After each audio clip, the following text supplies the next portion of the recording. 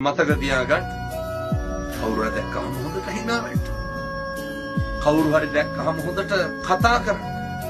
අපි දැක්කර පහුගිය දවස්වල සමාජ මාධ්‍යවල තියෙනවා ඔය අධිශීතාගාර කර්මාන්ත ශාලාවක වැඩ කරනකොට එක කාන්තාවක් අධිශීතාගාරයක් ඇතුළේ හිර වෙනවා. එතකොට කර්මාන්ත ශාලාවේ ඉන්න මුරකරුවා හැන්දෑවේ බලනවා කට්ටියම පිටත් ගියා. එළියට ගියා.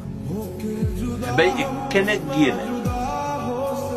මුරකරුවට මතක් වෙනවා අර හැමදාම මට යන්නම් කියලා යන නෝන ගියේ නැහැ. මේ සැකේට මොකද කරන්නේ? මුරකාරයා අර කර්මාන්ත ශාලාව වටේ රවුමක් ගියනවා. බලනකොට එක දොරක් බාගෙට වැහිලා.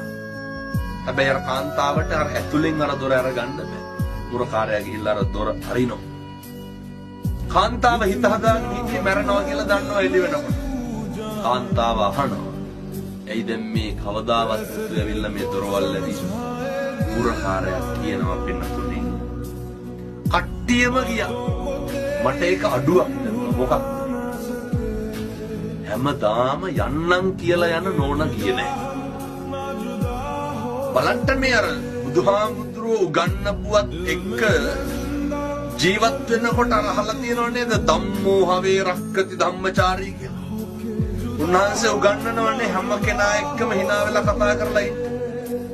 අර බලන්න මේ ආත්මෙදිම පළ දීපු හැටි. අර මිනිස්සයා කිව්වා හැමදාම hina වෙලා යන කෙනා ගියේ නැහැ. ඒක බලන්නයි මම මේ ආවේ. ජීවිතේ පුරුදු වෙන්න. හම්බෙන හැම කෙනෙක් එක්කම බොහොම ලෙන්ගතුයි.